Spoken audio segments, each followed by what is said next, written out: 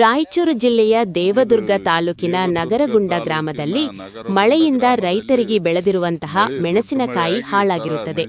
ಇದನ್ನು ರೈತ ಸಂಘದ ಮುಖಂಡರೂ ಆದಂತ ಉಮಾಪತಿ ಗೌಡ ಅವರು ಖಂಡಿಸಿರುತ್ತಾರೆ.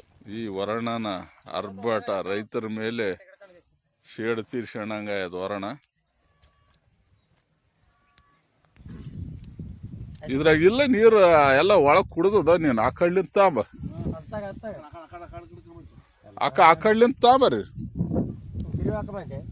ಮತ್ತೆ ತಿರುವಿಡಿ. ಹಂಗೆ ಹೇಳ್ಕಾಯ್ತು ನೀರಿದ್ದು ಅದ್ ಬರೋಣ ಬರ್ತಾವ. ನೀವು ಹಂಗೆ ಯಾಕೆ ಮಾಡ್ತೀರಿ? ಎಲ್ಲಿ ಬರ್ತಾವ? ಓದ್ತಾವ ನೋಡ ಅಲ್ಲಿ ಅಲ್ಲಿ ಓದ್ತಾವ. ಹಂಗ್ ಮಾಡ್ಬೇಡ್ರಿ. ಯಾಕೆ ಸ್ವಲ್ಪ ಹೊತ್ತಿಗೆ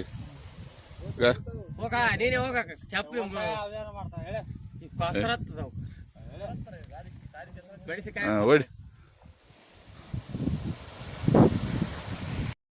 ಭಾಳ ಕೊಯ್ದಾಗ ನೆಲಕ್ಕೆ ಹಾಕ್ಯಾರ.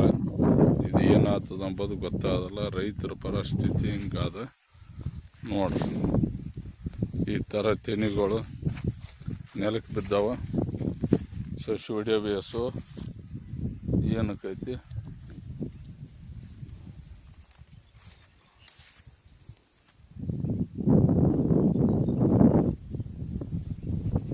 ಈ ಥರ ದೇವದುರ್ಗ ತಾಲೂಕಿನ ನಗರಗುಂಡ ಗ್ರಾಮದಲ್ಲಿ ಮಳೆ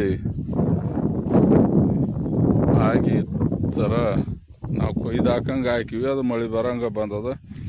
ಈಗ ರೈತರದ್ದು ಹಣೆ ಬಾರ ಹೇಳೋಕ್ಕಿಲ್ಲ ಪರಿಸ್ಥಿತಿ ಆಗಿಬಿಟ್ಟದ. ವರ್ಣನ ಅರ್ಭಟಕ್ಕೆ ಇದೆಲ್ಲ ಹೆಂಗ